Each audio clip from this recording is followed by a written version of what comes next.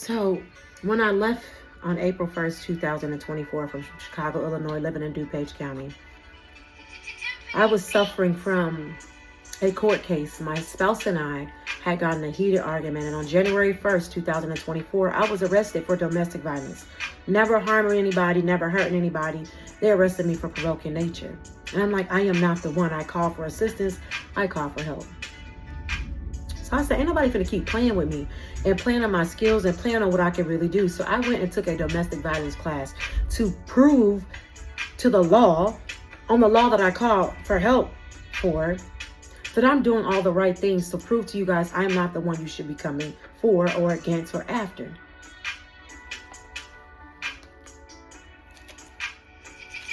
So I remember the first state I got to was in Indiana. I was so tired. I booked a hotel that night. I shopped for clothes that my kids needed. And I fold clothes that night restless, thinking about the court case I had to face between me and my spouse.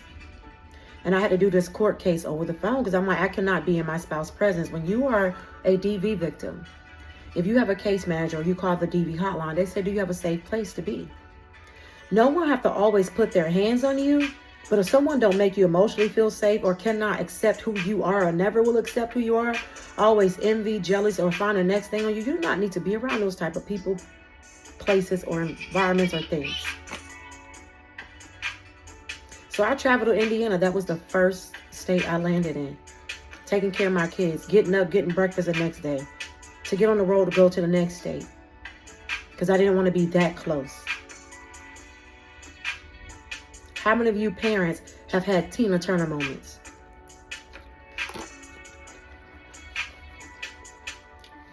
That was my Tina Turner moment. On April 1st, 2024. I left DuPage County, said, y'all can't care for me as you advertise as you would. You can't support me and my children.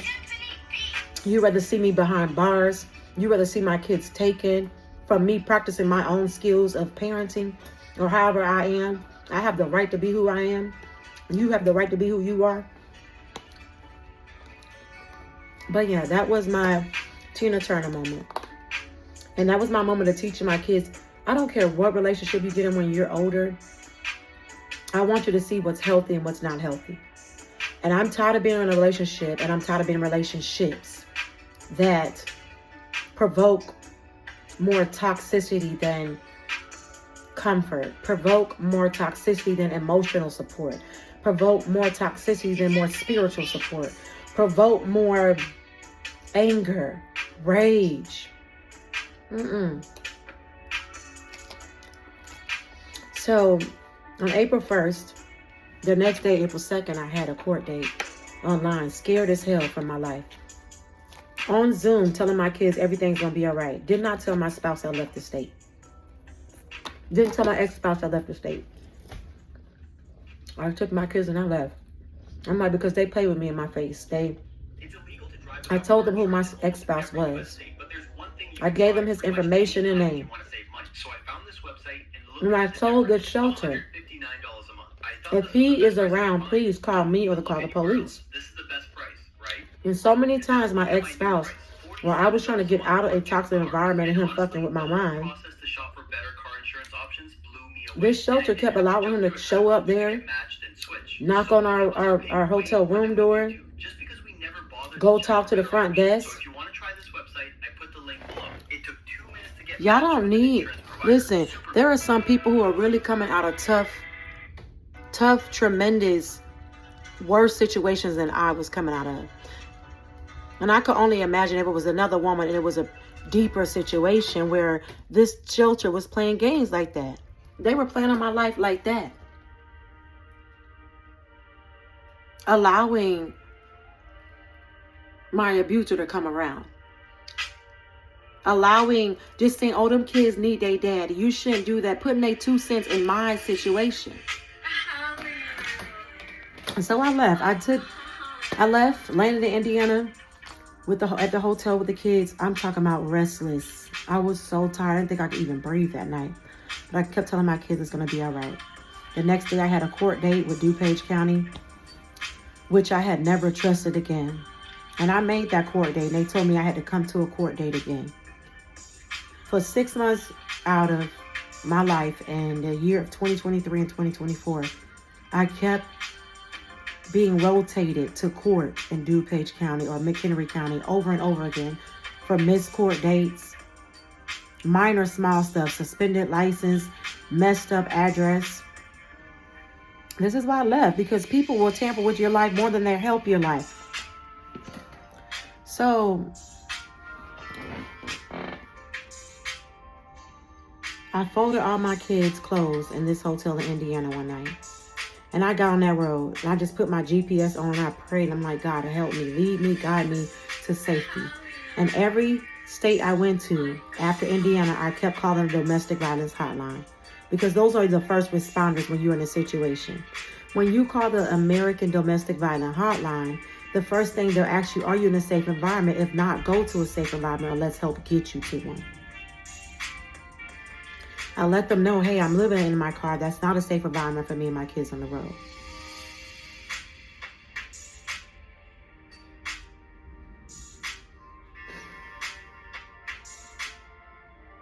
I traveled in that car scared, lonely, confused, disappointed, but also hopeful, resilient, and brave enough to do it. After going to Indiana, I believe I had to go through, Indiana, Georgia, Texas, Arkansas, Kansas, Missouri, Mississippi, almost Oklahoma.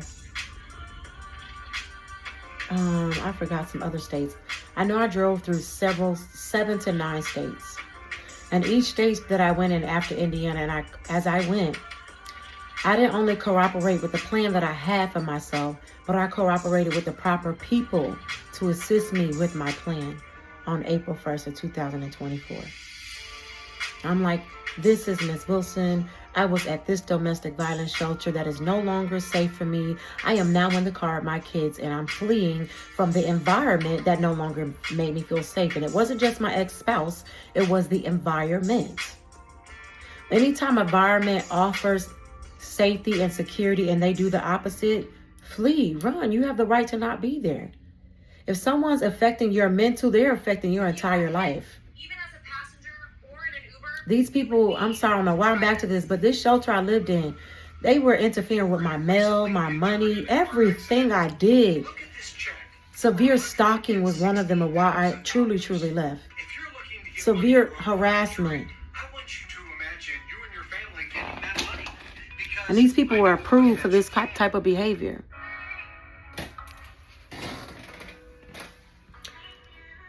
So after I got on that road after Indiana and I packed my clothes, stayed the night after having the court date.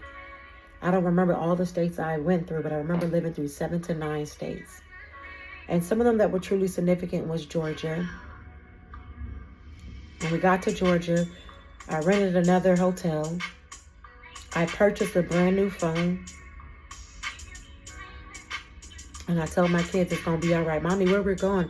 I'm like, I'm going to keep calling the hotline and cooperate with them. I'm going to find the closest shelter for us to get in. I cannot call past family and friends because we tried that before. And even when I did do this journey, I landed in a town in Orlando where I do have family and they still were not available.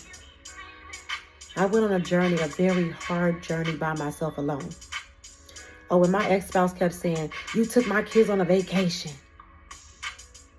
The ex-shelters wrote letters and said that I was out of my mind, that I was taking vacations with my kids just for fun.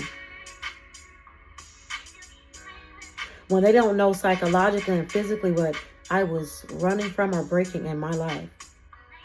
But they saw it fit because I had a signature connected to them and a contract to affect my life. I want you all to know out there, anytime you sign a contract with someone and they break that contract, they break those laws or those rules in that contract, you have the right to dismiss yourself from those people, places, things, or environments.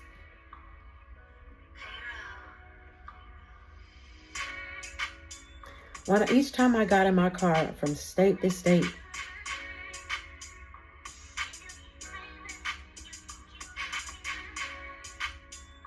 People, I had to really realize people are not who they say that they are. People will carry titles and they do not live up to those titles. What people don't know about me, what I was always raised by is I grew up around women and groupies, group ships. I'm going to call them group ships. Let's talk about relationships. Group ships. And a lot of groupies, a group of people who get together. If they don't like you, do they come together?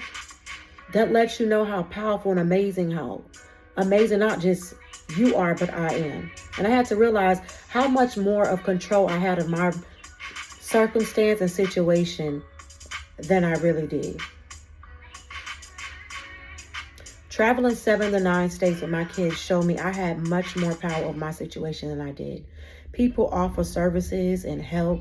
Planning to publish your book, you could reach. But you have agencies out there who are literally using their clients as case studies to copy, to repeat, to make it their style. That was another reason why I left one of these shelters, or plenty shelters. Everywhere I went, people copied everything I did, whether I was wearing something, doing something. You don't need to be around people who wants to love you and hate you at the same time.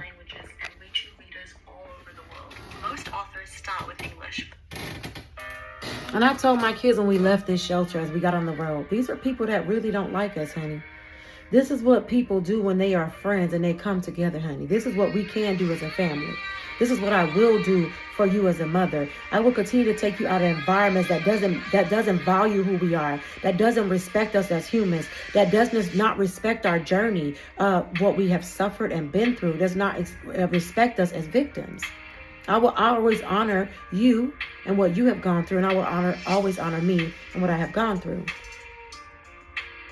Again, so after Indiana, I traveled 9 different states. I can't remember them all, but again, a significant one was when I landed in Georgia. I got a brand new cell phone because my numbers are always hacked. Anytime you're leaving a toxic relationship, you change your number. You mean business. You don't keep the same cycle over and over again. So I got a brand new number.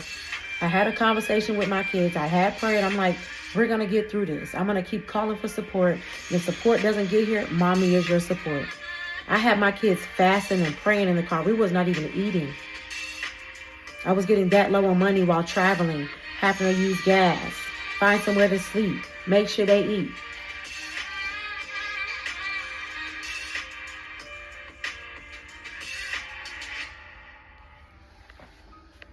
I literally traveled 90 days on the road with pure hope, pure faith, pure grit of I can do this.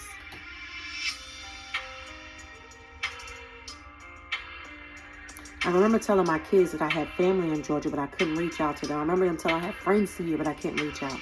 I want my kids to know, and I know my kids got to experience, because we went through it together. We couldn't reach out to the past.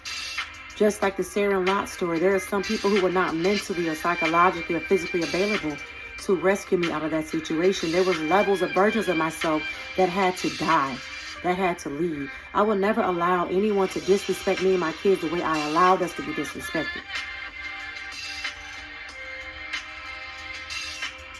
When I was on that road, I had to psychologically, mentally, spiritually,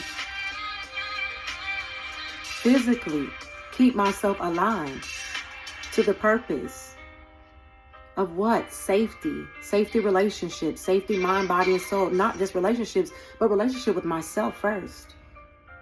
And if I'm in a healthy relationship with myself and someone else is not in a healthy relationship with themselves, that's unequally yoked for me. From day one, I've been knew my ex-spouse was unequally yoked. I just gave too many benefits of the doubt. And I had too many people interfering in that benefit of the doubt. Oh, I'm so tired of these things here. Hold on. Some of y'all might can relate to that. Stop giving many people benefit of the doubt. Stop allowing people to continue to disrespect you time and time again. And you said, no, they ain't really do that. No, I ain't see that. No, you saw that. No, they did that. People did that. They literally grouped. Okay, people did that. People will group up on you when you are different. Especially when you can do things. When you realize that certain relationships just want to leech off you, vampire energy, take, and never create for themselves. Or you take lead, you be the mama in a relationship. You can say no to all of this. And this is what I was teaching my kids on this journey to 9 different states. I called hotline after hotline. I remember getting to Memphis, Tennessee. I remember them taking all of me and my kids' information. And I remember them saying, sorry, we don't have no space for you. Our safe house is full. From all the way from Indiana to Orlando, every domestic violence hotline said, we have no safe place for you. I said, okay. And I could say this without crying because I had so many ugly moments. Each line I called, domestic violence hotlines are safe havens.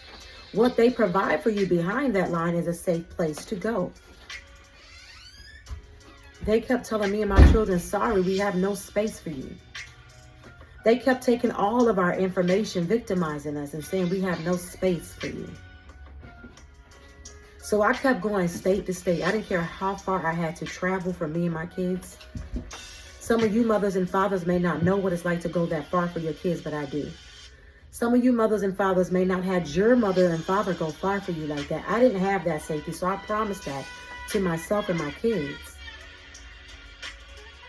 I thank God that even on this road for 30 days, I still had food for them.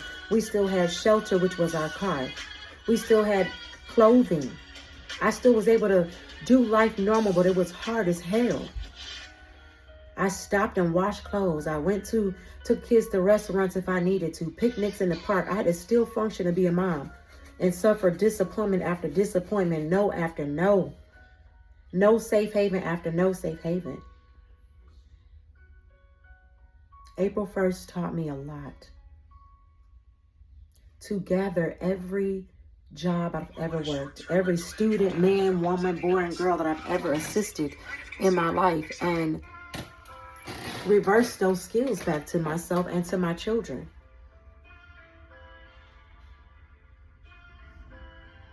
What I also realized on this journey, traveling 9 states for safety, that not every hotline you call is safety. Not everybody, even behind that hotline, who's working at that desk, is in a good mental state themselves. So when they're offering a victim services, they can't really offer them proper services.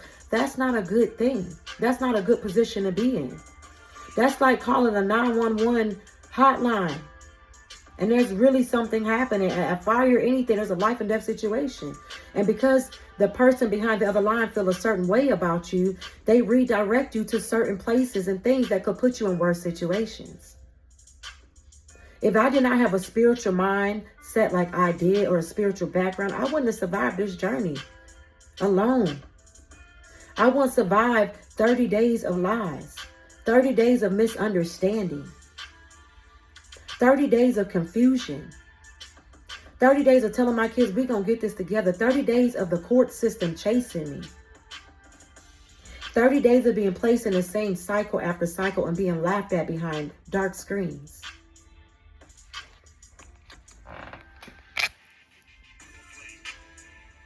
Some of you moms and dads may have had many Tina Turner moments.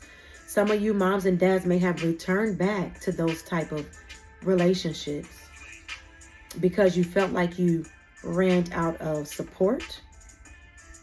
Some of you might have been forced back into Tina and Turner relationships. And some of you all might just be used to those type of relationships.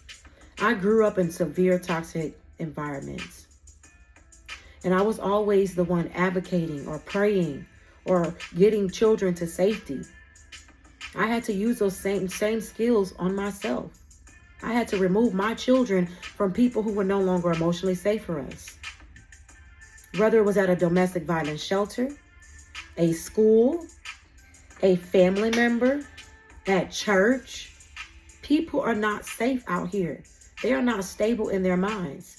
So they will create narratives about you according to the level that they can understand. I mean, month after month in that car, day after day in that car. Some days I thought I was going to run out of gas. Some days I thought I was going to run out of money. It got to the point I did run out of money because I kept putting us in hotels while calling domestic violence shelters. I said, listen, I'll say this. State 1, I need help. And they said, we have no place for you. State number 2, I need support. I got 3 kids. I'm living in a car. I'm fleeing for my life, not just from my ex-spouse, but the environments we were placed in. They said, sorry, we have no place for you. State number 2, 3, 4, and 5. Everyone kept saying, we have no space for you. That does not feel good when you are in a real life or death situation. When you're in a situation where you really need to be housed, where you really need to be emotionally, psychologically supported, instead of being put in fight or flight situations, shocking your nervous system, trying to make you become someone that you're not, stripping you of, making you humble down to something that you're not. One of my greatest experiences, I don't remember what day this was on, but I paid $30 to live. I paid $30 in Dallas, Texas to sleep in the parking garage. You remember that, Bree? When we slept in the parking garage in Texas? It was storming that night. I was so afraid. I'm like, well, maybe I can, when I got to Texas, these are one of the states I got to. I said, well, maybe I can call one of the shelters when I got here. I was so afraid when I got there that night. Roads were rocky, very cloudy. It was raining. Their highways are quite different than the other highways and very busy. I got to Dallas, Texas, and it says, welcome to Dallas, Texas Airport. I don't know if it was the airport. It was something. It said, welcome to Dallas, Texas. I believe it was the airport. I paid $30 with my 3 kids. I parked in the parking garage downstairs. It was storming that night. I covered all the windows. And I prayed over my kids. And I talked to my children, even though I was afraid and unsure of what was happening to us, where we're going to go, and how we're going to get out of the situation. Those babies, my babies, always laid down in peace and would wake up to a hopefulness, their mommy. I remember staying up all that night. There was an old looking Chevy parked next to me. There were not many cars out there, but I was still scared with 3 kids. I'm like, I'm in a parking garage under the airport in Dallas, Texas with nobody to call. And I think I knew familiar people in Texas, but I'm like, this is my journey. Some people, I realize in my journey, when you are on a new path for your life, when you are creating new things for your life, some people you cannot involve. They will interfere and it will affect your path and affect your journey where you're trying to go. But I slept in that garage on somewhere in April of 2024. Asking God, why? Like, I know there's better for me. I'm seeking better. So better should come and can come. But why am I being played like this? Why are systems that are put in place to rescue women who are in real life situations, whether that's life or death, or psychological, emotional abuse, why are there systems out there who are being forced and put in place to say no?